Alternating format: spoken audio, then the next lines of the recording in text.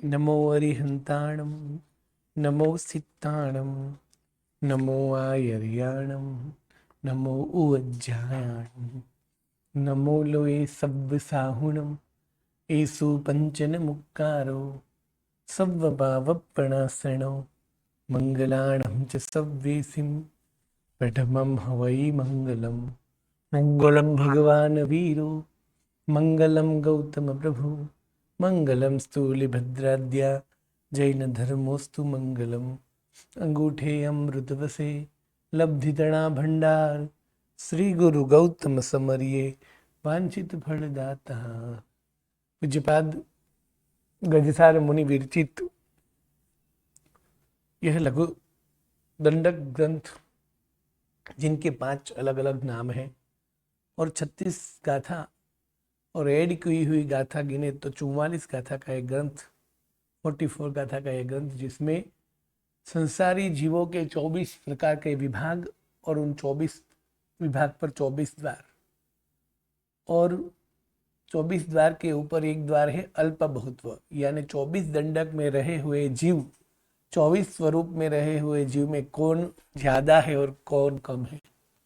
तो सबसे कम है मनुष्य स्वरूप के जीव, यानी मनुष्य दंडक में रहे हुए जीव। मनुष्य दंडक के जीव हैं संख्याता। अग्निकाय के जीव, मनुष्य के जितने जीव हैं उनसे असंख्य गुण है, उससे असंख्य गुण वैमानिक के जीव है, उससे भी असंख्य गुण भवनपति आदि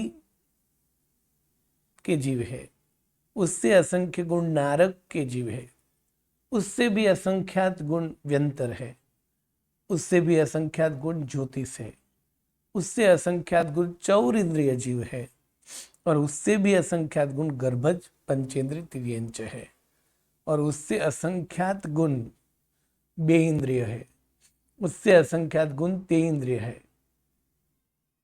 उससे असंख्यात गुण पृथ्वी काय है, उससे भी असंख्यात अपकाय है, और उससे भी ज्यादा असंख्यात गुण वायु काय है, और वायु काय से अनंत गुण वनस्पति काय है। अब 24 दंडक में 24 प्लस 25वां द्वार यानी अल्प बहुत्व दिखाया। यहाँ पृथ्वी का अपकाय, तेव काय, वायु काय, वनस्पति काय, और बेइंद्रिय, तेंद्रिय और चौरिंद्रिय, ये दंडक तो समूर्छिम ही है, यानी असंगनी समूर्छिम है, जबकि पंचेंद्रिय तिर्यंच समूर्छिम भी होते हैं और गर्भज भी होते हैं। समूर्छिम यानी माता पिता के संयोग के बिना उत्पन्न हुए जीव, और गर्भज यानी माता पिता के संयोग से उत्पन्न वाले जीव। जो जीवविचार में हमने इस सब का भेद दिखाया। यहाँ पृथ्वी, अब, तेवु, वायु, वनस्पति एक इंद्रिय जीव है, स्थावर है। ये पांचों दंडक माता पिता के संयोग बिना ही उत्पन्न हुए हैं, मतलब वो समूर्छिम ही है। बेइंद्रिय, तेंद्रिय और चौरिंद्रिय वो ही समूर्छिम ही है। अब पंचेंद्रिय तिर्यंच जो है वो दोनों प्रकार के, समूर्छिम भी है और गर्भज भी है। उसमें भी गर्भज पर्याप्त और गर्भज अपर्याप्त भी है। इसी तरह समूर्छिम पर्याप्त और समूर्छिम अपर्याप्त भी है, किंतु मुख्य दो भेद बोले तो गर्भज और समूर्छिम हो गए। तो यहाँ जो भी पंचेंद्रिय तिर्यंच में 24 द्वार बताए दंडक में, गाथाओं में, विवेचन में, वो गर्भज पंचेंद्रिय तिर्यंच के हिसाब से बताए। इसी तरह मनुष्य जो है वो भी 2 प्रकार के, समूर्छिम और गर्भज। यहाँ मनुष्य पे 24 द्वार बताए, वो भी गर्भज पर ही बताए। देव और नारक ना तो गर्भज कहलाते हैं ना तो समूर्छिम। एक अपेक्षा से समूर्छिम कहलाते हैं, किंतु वो असंगनी नहीं होते, वो उपपात और कुंभज कहलाते हैं। अब समूर्छिम तिर्यंच और समूर्छिम मनुष्य, यहाँ समूर्छिम तिर्यंच का मतलब लेना है पंचेंद्रिय का भेद में। हाँ, बाकी के तो जो चौरिंद्रिय वगैरह थे उनका तो बता दिया है। तो उन 2 प्रकार के जीव में 2 विभाग है, मनुष्य के गर्भज और समूर्छिम है, पंचेंद्रिय तिर्यंच के भी गर्भज और समूर्छिम है। तो उन पर अब 24 द्वार की विचारणा बता रहे हैं, जो कई ग्रंथ में से लेकर यहां रखी है कि सबसे पहले समूर्छिम तिर्यंच और समूर्छिम मनुष्य, ये माता पिता के संयोग के बिना उत्पन्न होते हैं। जिनको मन नहीं होता इसलिए वो दोनों असंगनी कहलाते हैं। इसमें समूर्छिम तिर्यंच जो है वो पर्याप्त भी हो सकते हैं और अपर्याप्त भी हो सकते हैं, दोनों प्रकार के, जबकि समूर्छिम मनुष्य तो अपर्याप्त ही होते हैं। अब इन दोनों दंडक में यानी दोनों विभाग में 5 शरीर में से कितने शरीर होते हैं? तो कि 3, यानी तेजस, कार्मण और औदारिक, वैक्रिय और आहारक शरीर इन दोनों में नहीं है, 3 शरीर होते हैं। अब 3 शरीर की ऊंचाई, तो तेजस कार्मण की तो अलग ऊंचाई दिखाई नहीं है, इसलिए अब ऊंचाई कहनी पड़ेगी औदारिक के आधार पर। तो औदारिक शरीर इन्हें जो प्राप्त होता है उसकी ऊंचाई कितनी होती है? तो ये कम से कम अंगुल का असंख्यातवा भाग समूर्छिम तिर्यंच में, और यदि पर्याप्त हो जाए तो उनकी कम से कम अंगुल का असंख्यातवा भाग होती है, किंतु ज्यादा से ज्यादा तो पंचेंद्रिय तिर्यंच से समूर्छिम पंचेंद्रिय मच्छी आदि जो है वो गर्भज की तरह ही 1000 योजन के भी हो सकते हैं। यानी समूर्छिम पंचेंद्रिय तिर्यंच की कम से कम ऊंचाई होगी अंगुल का असंख्यातवा भाग, किंतु ज्यादा से ज्यादा होगी 1000 योजन की। अब समूर्छिम मनुष्य तो हमेशा अपर्याप्त अवस्था में ही मृत्यु प्राप्त कर लेंगे, तो उनकी कम से कम और ज्यादा से ज्यादा ऊंचाई रहेगी अंगुल का असंख्यातवा भाग। तीसरा द्वार है संघयन। इन दोनों में संघयन कौन सा होता है? तो संघयन जो है वो दोनों में सेवार्थ, यानी लास्ट वाला छेद पृष्ठ सेवार्थ या तो छेवट्टा होता है। संज्ञा, तो संज्ञा तो एक इंद्रिय जीवों में भी सभी प्रकार की है, तो इन जीवों में भी सभी प्रकार की संज्ञाएं होती है, जो कि वायुकाय, अपकाय, तेवकाय की तरह समूर्छिम मनुष्य में भी ये संज्ञा स्पष्ट हमें मालूम नहीं पड़ेगी, क्योंकि वो सब अपर्याप्त अवस्था में ही होते हैं। जबकि पंचेंद्रिय तिर्यंच में ये संज्ञाएं पर्याप्त होने के बाद जैसे गर्भज तिर्यंच में दिखती है उसी तरह इसमें भी दिखेगी। संस्थान, दोनों में लास्ट वाला संस्थान हुंडक, कसाय, दोनों में 4-4 कसाय है। लेस्या, दोनों में 3 अशुभ लेस्या ही होती है, क्योंकि शुभ लेस्या तो मन वाले जीव को ही होती है। हाँ, मन बगैर का जो जीव है ऐसा एक इंद्रिय है, यहाँ एक इंद्रिय भेद नहीं, किंतु पृथ्वी अप और वनस्पति ऐसे है कि जिसमें चौथी शुभ संज्ञा लेस्या आती है, किंतु वो देव लेकर आते हैं इसलिए, बाकी नहीं होती। तो लेस्या 3 अशुभ इसमें होती है। इंद्रिय, ये दोनों पंचेंद्रिय है, यानी 5 प्रकार की इंद्रिय, छठी इंद्रिय मन नहीं है। समुद्घात, दोनों में 3-3 प्रकार के समुद्घात होते, वेदना, कसाय और मरण, क्योंकि बाकी की तेजोलब्धि, विक्रियलब्धि, आहारक लब्धि और केवलीपन इनमें नहीं आएगा, जो कि समुद्घात द्वार सब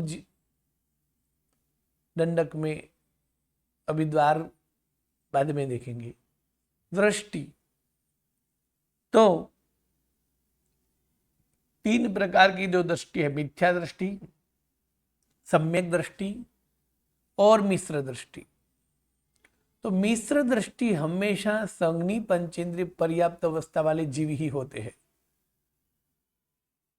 यानी गर्भज जीव ही मिश्र दृष्टि होते हैं। मिश्र दृष्टि दोनों में से एक में भी नहीं है। अब मनुष्य जो है, समूचे मनुष्य मिथ्या दृष्टि ही होते हैं, जबकि पंचेंद्रिय तिर्यंच जो समूचिम तिर्यंच है वो मिथ्या दृष्टि तो होते हैं, सम्यक दृष्टि भी होते हैं। सम्यक दृष्टि मतलब कौन सा? चौथे गुणस्थानक वाला नहीं, दूसरे गुणस्थानक वाला, यानी सास्वादन सम्यक दृष्टि, यानी कि जिनका उपशम सम्यक्त्व मलिन हो चुका है, और मलिन सम्यक्त्व जिसे बोलते हैं सास्वादन सम्यक दृष्टि, इनमें वो नहीं प्राप्त नहीं कर सकते, किंतु अगले भव में वो जीव या तो पंचेंद्रिय तिर्यंच या तो मनुष्य होता है, वहां वो सम्यक दर्शन प्राप्त करता है, और वहां से सम्यक दर्शन से पतित होकर उसी समय मृत्यु प्राप्त कर कर यदि समूर्छिम पंचेंद्रिय तिर्यंच में जन्मा है तो कुछ समय के लिए, कुछ समय का मतलब ज्यादा से ज्यादा 6 आवलिका स्टार्टिंग की, उस अवस्था में उसको सास्वादन सम्यक दर्शन होता है।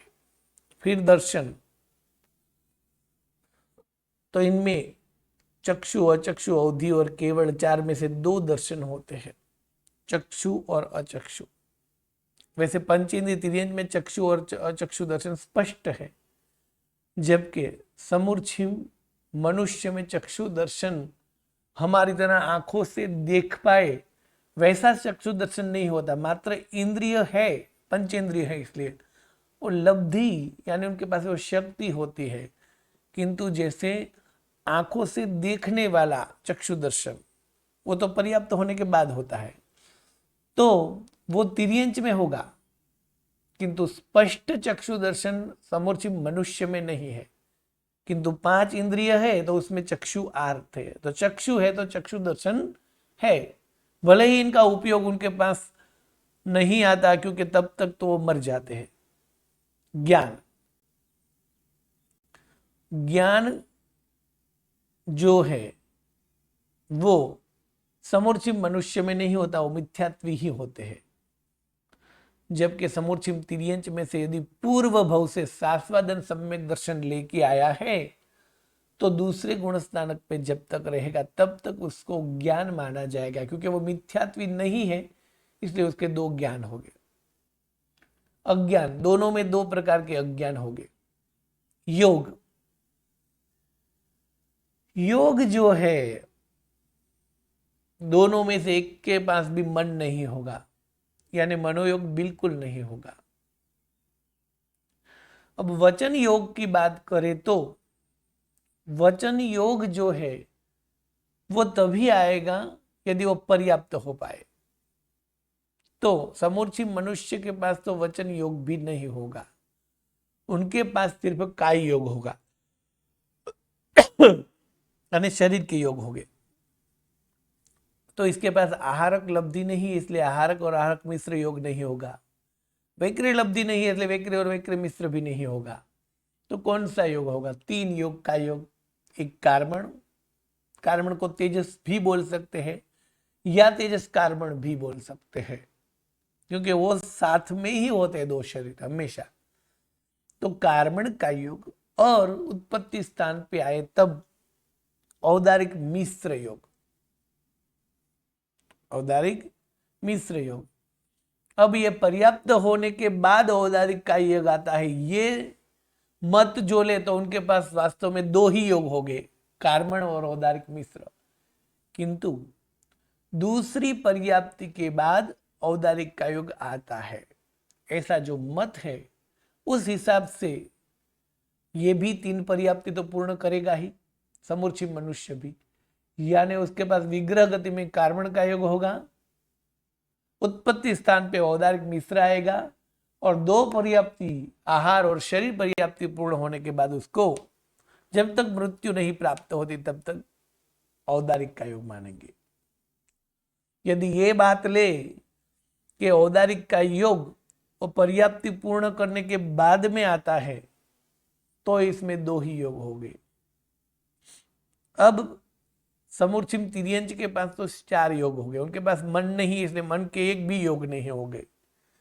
वचन जो है वो उनके पास आता है क्योंकि वो पर्याप्त भी होते हैं और वो आवाज भी करते हैं, किंतु वचन योग में सत्य, असत्य और मिश्र योग तो मन वाले ही बोल सकते हैं। मन बिना के जो भी जीव है, बेइंद्रिय, तेंद्रिय, चौरिंद्रिय और असंगनी पंचेंद्रिय यानी समूर्छिम पंचेंद्रिय तिर्यंच, उनका आवाज यानी व्यवहार भाषा होती है, सिर्फ वो आवाज कर रहे हैं, यानी उनका वचन जो है वो व्यवहार वचन में 1 ही वचन योग होगा और 3 का योग। वो तिनका योग यानी कार्बन, औदारिक और औदारिक मिश्रण, 4 योग हो गए उसमें। उपयोग, उपयोग समूर्छिम मनुष्य में 4 उपयोग हो गए, जबकि समूर्छिम तिर्यज में 6 उपयोग हो गए। कौन से 4 उपयोग? तो उपयोग की जब गिनती करनी है तो ज्ञान, दर्शन और अज्ञान का टोटल, तो समूर्छिम मनुष्य में 2 अज्ञान है, यानी 2 अज्ञान ये हुए। फिर दर्शन की बात करें तो 2 दर्शन है। वैसे गिना जाए तो एक ही दर्शन गिना जाएगा, क्योंकि चक्षु दर्शन जो कहा वो स्पष्ट चक्षु दर्शन नहीं होता, किंतु उनके पास 5 इंद्रिय है, तो चक्षु इंद्रिय भी होती है, ये गिने। आहार, शरीर और इंद्रिय पर्याप्ति पूर्ण होती है, तो इस हिसाब से चक्षु दर्शन भी माना जाएगा। यानी 2 अज्ञान और 2 दर्शन। कौन से 2 अज्ञान? मति अज्ञान और श्रुत अज्ञान। कौन से 2 दर्शन? चक्षु दर्शन और अचक्षु दर्शन। जबकि तिर्यंच के पास 6 उपयोग आ जाएंगे। 2 अज्ञान और 2 दर्शन तो हो गए ही, उसके पास आस्वादन सम्यक तो जब होता है तब 2 ज्ञान भी माने जाएंगे, यानी 2 ज्ञान, 2 अज्ञान और 2 दर्शन से 6 उपयोग हो गए। अब उपपात, उपपात जो है यानी एक साथ में कितने समूर्छिम पंचेंद्रिय जन्म ले सकते हैं और समूर्छिम मनुष्य कितने जन्म ले सकते हैं। तो दोनों में कभी 1, कभी 2, कभी 3, कभी 4, कभी 5, कभी 50, कभी 100, कभी 1000, कभी लाख, कभी करोड़, कभी 10 करोड़, कभी अबज, कभी संख्यात और ज्यादा से ज्यादा असंख्यात भी एक साथ में जन्म ले सकते हैं, क्योंकि उनकी संख्या असंख्यात है। उसी तरह दोनों में मरण भी 1, 2, 4, 3 लाखों करोड़ों से लेकर असंख्यात तक, दोनों में विरह काल कितना है? तो दोनों के विरह काल की जो बात है वो विरह काल का जो द्वार बताया था उसमें बताई थी कि दोनों के जन्म मरण में कितना कितना विरह हो सकता है। अर्थात इस विश्व में यदि समूर्छिम मनुष्य जन्मे ही नहीं, वो कितने समय तक हो सकता है, और समूर्छिम पंचेंद्रिय त्रियंच भी जन्म ही न ले, वो कितने टाइम तक हो सकता है। तो यहां समूर्छिम तिर्यंच, पंचेंद्रिय तिर्यंच की बात है, इस विश्व में जन्म ही न ले, ऐसा समझो कि अभी हर समय जन्म ले रहा है समूर्छिम तिर्यंच, यानी विरह हुआ नहीं, किंतु अभी विरह पड़ा तो इस समय में समूर्छिम ने जन्म लिया, एक समय तक विरह हो भी सकता है कम से कम, और ज्यादा से ज्यादा अंतर्मुख तक ऐसा होता है कि इस विश्व में कोई भी समूर्छिम पंचेंद्रिय तिर्यंच उत्पन्न नहीं होता, एक अंतर्मुख तक ही ऐसा होता है। जबकि समूर्छिम मनुष्य जो है उसमें हर समय भी समूर्छिम मनुष्य जन्म लेते ही, ऐसा भी हो सकता है, और कभी कभी वातावरण ऐसा सर्जन में आए तो उसमें विरह भी आता है। तो एक समय के लिए भी ऐसा हो सकता है कि इस विश्व में एक समय के लिए कोई भी जगह पर समूर्छिम मनुष्य उत्पन्न नहीं हुए। इसी तरह 2, 3, 4, 5, 1 मिनट, 10 मिनट, 15 मिनट, 25 मिनट, 1 घंटा, 2 घंटा तक भी हो सकता है, और ज्यादा से ज्यादा 24 मुहूर्त तक ऐसा हो सकता है कि 24 मुहूर्त तक इस विश्व में कोई भी जगह समूर्छिम मनुष्य की उत्पत्ति न हो। और समझो कि इसी समय, इसी काल में अभी समूर्छिम मनुष्य एक भी नहीं जन्म रहा है, वैसा अंतर 24 मुहूर्त के लिए हुआ, तो अभी जो जन्मे हैं वो एक मुहूर्त के बाद मृत्यु प्राप्त हो जाएंगे। तो पूरे विश्व में 23 मुहूर्त से कुछ ज्यादा समय तक एक भी समूर्छिम मनुष्य नहीं होंगे, ऐसा भी होगा। जन्म में कितना अंतर है? जन्म में 24 मुहूर्त का अंतर है, किंतु इस विश्व में समूर्छिम मनुष्य न हो ऐसा कब तक हो सकता है? 23 मुहूर्त से कुछ अधिक। फिर उनकी स्थिति यानी आयुष्य, तो कि समूर्छिम मनुष्य जो है वो तो अपर्याप्त अवस्था में ही मृत्यु प्राप्त कर लेते हैं, यानी उनका कम से कम और ज्यादा से ज्यादा आयुष्य भी अंतर्मुख ही होता है। जबकि पंचेंद्रिय तिर्यंच जो है वो तो पर्याप्त भी होते हैं, उनका आयुष्य कम से कम अंतर्मुख होता है। ज्यादा से ज्यादा एक पूर्व क्रोड यानी क्रोड पूर्व यानी गर्भज जलचर का जितना है उतना ही समूर्छिम जलचर का भी होता है। पर्याप्ति दोनों में 5-5 पर्याप्ति शुरुआत होती है। मनुष्य पूरी नहीं कर पाता, तिर्यंच पूरी कर पाते हैं। कीमाहार दोनों तरस है, मतलब तरस नाड़ी में ही उत्पन्न होते हैं, तो 6 दिशाओं का आहार है। संज्ञा दोनों में दृष्टिवाद दीर्घकालिक की है ही नहीं, हेतुवादोपदेशी की है। गति, तो गति में समूर्छिम मनुष्य जो है वो तो देव और नारक में जन्म नहीं ले सकता, और सिर्फ और सिर्फ वहां से मृत्यु प्राप्त करके वो तिर्यंच के नवदंडक और मनुष्य में जा सकता है, यानी 10 में उसकी गति होती है। जबकि पंचेंद्रिय तिर्यंच जो है समूर्छिम पर्याप्त होता है और करोड़ पूर्व वर्ष के आयुष्य वाला भी होता है, तो वो पर्याप्त होने के बाद देव और नारक का आयुष्य भी बांध सकता है, यानी वो देव और नारक में भी जा सकता है। देव और नारक में जा सकता है, किंतु वो देव में जो है समूर्छिम तिर्यंच वो भवनपति और व्यंतर तक जा सकता है, वैमानिक और ज्योतिष में नहीं जा सकता। यानी 24 में से ज्योतिष और वैमानिक दंडक बाद हो जाएंगे, बाकी के 22 दंडक में उसकी गति हो सकती है। यानी तिर्यंच के 9 भेद में, मनुष्य के 1 भेद में, यानी 10 दंडक, और नारक का 1 दंडक यानी 11 दंडक, और देवों के 13 में से 11 दंडक में यानी 10 प्रकार के भवनपति में से, और व्यंतर दंडक में, ज्योतिष और वैमानिक में नहीं। उनकी आगति मतलब कि समूर्छिम तिर्यंच कौन बनता है और समूर्छिम मनुष्य कौन बनता है,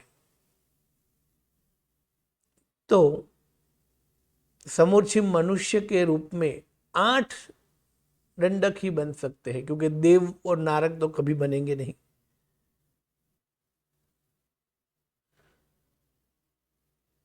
और इसी तरह तेऊ और वायु का भी मनुष्य में नहीं आ सकते। तो देव के 13 दंडक, नारक का 1 दंडक और 14 दंडक, और तेऊ और वायु का के 2 दंडक यानी 16 दंडक बाद हो जाएंगे। तो 8 दंडक से समूर्छिम मनुष्य में आगति होगी, जो कि किसी जगह पर ऐसा लिखा है कि समूर्छिम मनुष्य तो तेऊ वायु बन सकते हैं, पर ये उचित लगता नहीं है। तो 8 दंडक में से होगी। कौन से 8 दंडक? सिर्फ और सिर्फ तिर्यंच जो है, उस तिर्यंच के पृथ्वीकाय, अपकाय, वनस्पतिकाय, बेइंद्रिय, तेइंद्रिय, चौरिंद्रिय, पंचेंद्रिय, तिर्यंच, इस 7 दंडक और मनुष्य दंडक में से समूर्छिम मनुष्य में जीव उत्पन्न हो सकते हैं। यानी 8 दंडक में से आगति होती है। किसके बिना? देव और नारक के दंडक बात कर देंगे और तेऊ वायु का दंडक बात हो जाएगा। जबकि समूर्छिम तिर्यंच में तो कौन आएगा? तो 10 दंडक, क्योंकि देव और नारक कभी समूर्छिम नहीं बनते, तो देव और नारक को बाद करके तिर्यंज के 9 दंडक और मनुष्य का 1 दंडक। और इनमें वेद, तो इनमें वेद जो है वो दोनों नपुंसक वेदी होते हैं। अब 24 दंडक पे 24 द्वार में से समुद्घात द्वार की विचारणा बाकी है। इनके अलावा 24 दंडक पे 24 द्वार में से 23 द्वार प्लस दोनों का विरह द्वार और सभी में अल्प बहुत्व, इतनी विचारणा की है। ये सब द्वार के हर द्वार के बाद लेखक की, कर्ता की, रचयिता की एक ही प्रार्थना है। जैसे पहली बात आती है शरीर की, पुनरपि जन्मम पुनरपि मरणम जननी जठरे शयनम, फिर से जन्म, फिर से मरण, फिर से जन्म, फिर से मरण, फिर से शरीर धारण करना, फिर से शरीर छूटना, शरीर लेना, शरीर छोड़ना, शरीर लेना, शरीर छोड़ना, शरीर के साथ संबंध बनाना, और अनादिकाल से तेजस और कार्बन शरीर के द्वारा नए नए शरीर बनाना छोड़ना, बनाना छोड़ना, और इस शरीर में रहकर यातना, वेदना, दुख, दर्द आदि भोगना। तो हे प्रभु, मुझे इस शरीर से मुक्त कीजिए, मुक्त कीजिए, मुझे अशरीर बनाइए। ऐसे 24 से 24 प्रकार में हर बार यही प्रार्थना है। तो अंतिम में यही प्रार्थना की है, संपय तुम भत्तस्स दंडगपय भमण भग्ग हियस्स दंडतीय वीर सुलहम लहु मम दिंतु मुख पयम। यानी हे परमात्मा, मुझे मोक्ष दीजिए। ये कौन प्रार्थना कर रहे हैं? तो गजसार मुनि जी। लास्ट की 2 गाथा में, 43वीं गाथा में परमात्मा को मोक्ष दीजिए ऐसी प्रार्थना है। 44वीं गाथा में कौन प्रार्थना कर रहा है? तो गजसार मुनि। वो गजसार मुनि कौन थे? वो गुरु संबंध बताया है, परंपरा। जो गाथा गाथा की विचारणा हम बाद में करेंगे। 23 द्वार की विचारणा की। अब समुद्घात द्वार की विचारणा करेंगे।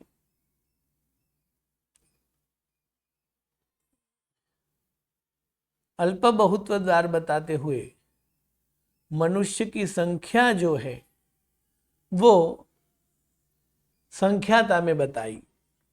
अब वो संख्या कौन, कितने अंक की होती है? तो कहते हैं कि 29 अंक।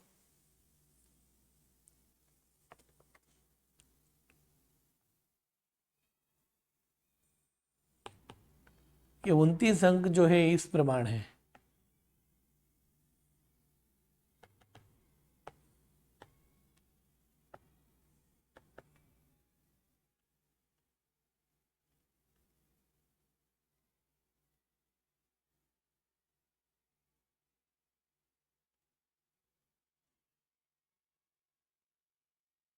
ये 29 अंक है,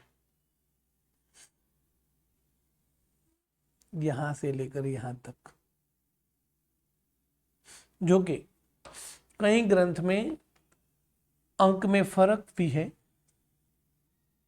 जैसे यहां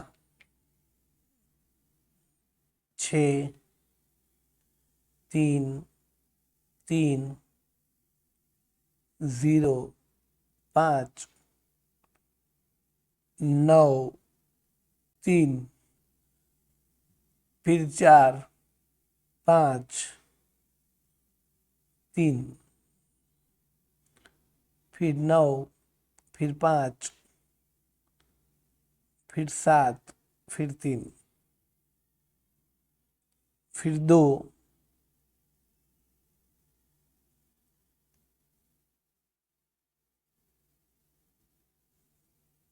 फिर 4, फिर 6, फिर 2, फिर 4, फिर 1, फिर 5,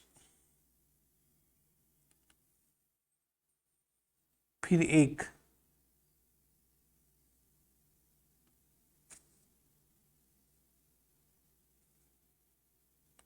फिर 8, फिर 2, फिर 2, फिर 8, फिर 7।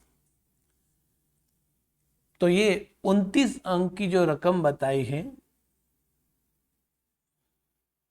उस 29 अंक में 3 जगह पर फर्क बताया है।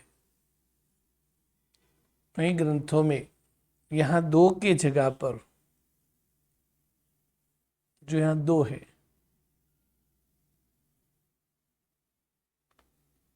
जैसे यहाँ 8 है, यहाँ 1 है और यहाँ 2 है, किंतु यहाँ 8 की जगह कहीं जगह पर 9 बताया है, 9 है। तो इसी तरह जो यहाँ 1 बताया है,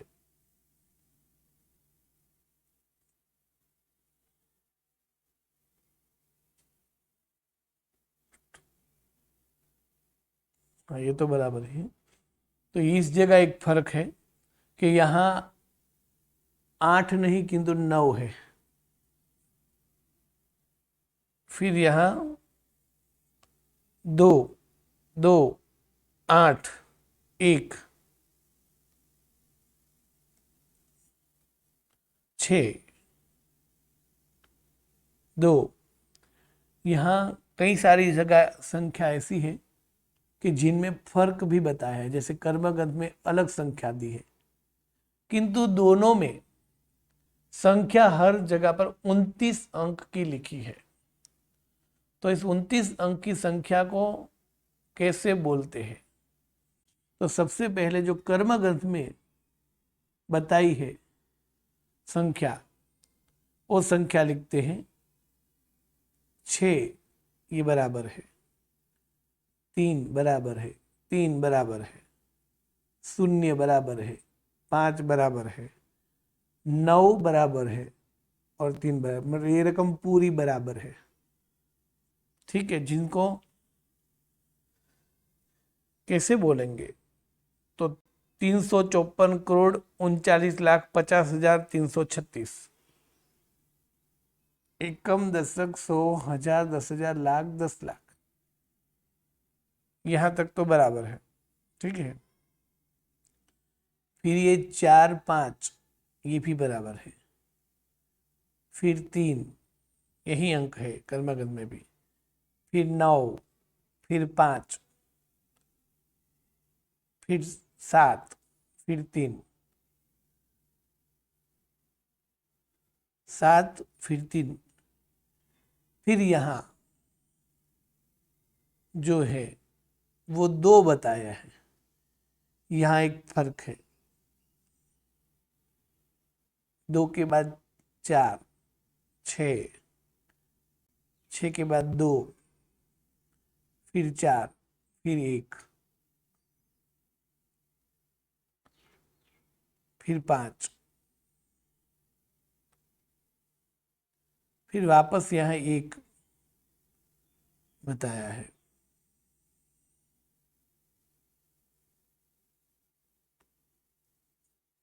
तो यहाँ जो है उस जगह पर भी फर्क है, 1 की जगह पर भी।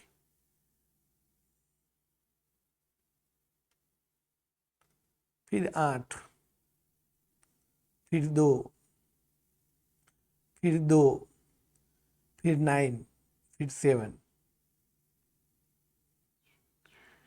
यानी यहाँ 1, 8, 2, 2, 8, 7 बताया है, यहाँ 8 की जगह पर भी फर्क है।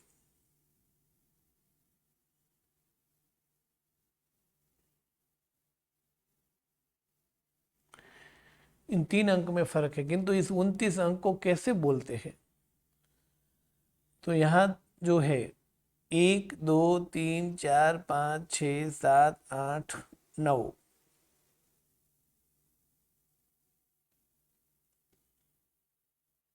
इनको बोला जाता है 6, 36, 336। यहाँ 0 रकम है, इसलिए 1000 में कोई अंक नहीं आएगा। फिर 50, 50,336, 6, 3, 336, 50,336, 9,50,336, 39 लाख, 39,50,336। फिर ये जो है करोड़ बोल हो गया, यानी 4 करोड़, 4,39,50,336। फिर 5 आएगा तो 54 करोड़,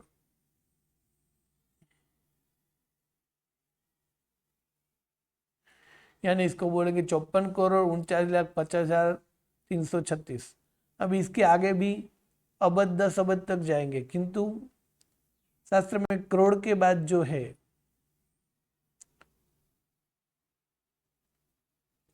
यहाँ 354 करोड़, फिर 9,354 करोड़, फिर 59,354 करोड़, फिर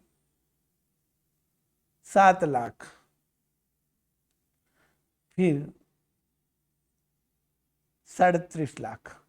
यानी यहां से लेकर यहां जो रकम है उसे कैसे बोलेंगे शास्त्र में? 37,59,354 करोड़, 39,50,360। यहां तक की रकम जो है उसको ऐसे बोल सकते हैं, यहां तक की।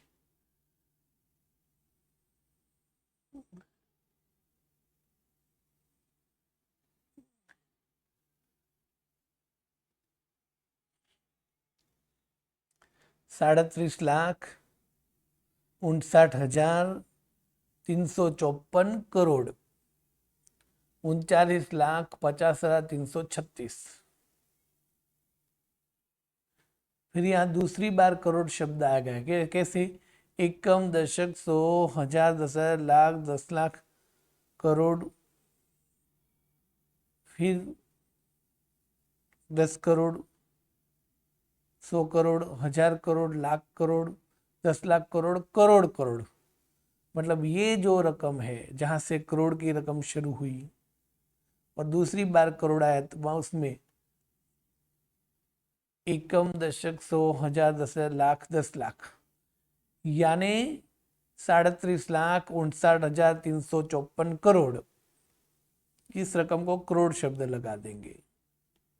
यहां तक की रकम हो गई। अब आगे 2, 4 ये है, तो इनको कैसे बोलेंगे? तो एक बार जब दूसरी बार जब करोड़ शब्द आ गया तो एक बार यहां करोड़ और दूसरी बार यहां करोड़, तो इसको बोलेंगे कोडा कोड।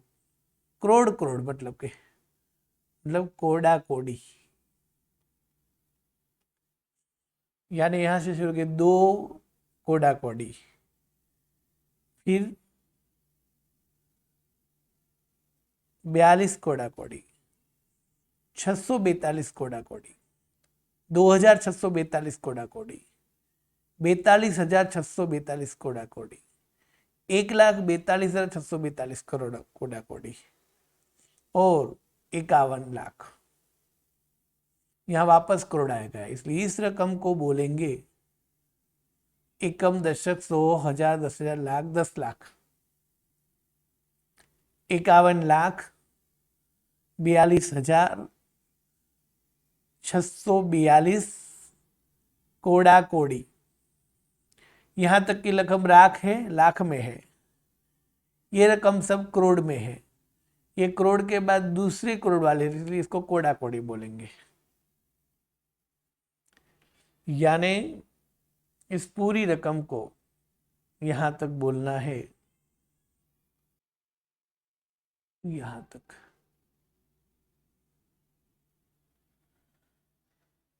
तो इसमें 51,42,642 कोडा कोडी, 37,59,354 59,354 करोड़ 39,50,336। 1, 2, 3 और यहाँ चौथी बार करोड़ शुरू हो गया, चौथी 3 बार करोड़ पूरे हो गए। तो 1, 2, 3, 4, 5, 6 एकम, दशक, 100, 1000, 10,000, लाख। इनको कैसे बोलेंगे? तो यहां तक करोड़ शब्द था, यहां तक 2 बार करोड़ शब्द आएगा, यानी यहां से लेकर यहां तक के शब्दों को कैसे बोलेंगे? कोड़ा कोड़ी। कोड़ा कोड़ी 51,42,642 कोड़ा कोड़ी। अब इनके बाद इनको 3 बार कोड़ा कोड़ी करोड़ शब्द जोड़ेंगे, यानी कोड कोड़ा कोड़ी। यहां से जो रकम है उसको 3 बार करोड़ शब्द जोड़ना है, यानी 2 बार शब्द में कोड़ा कोड़ी आता है, और 1 बार जोड़ेंगे तो करोड़ कोड़ा कोड़ी हो जाएगा।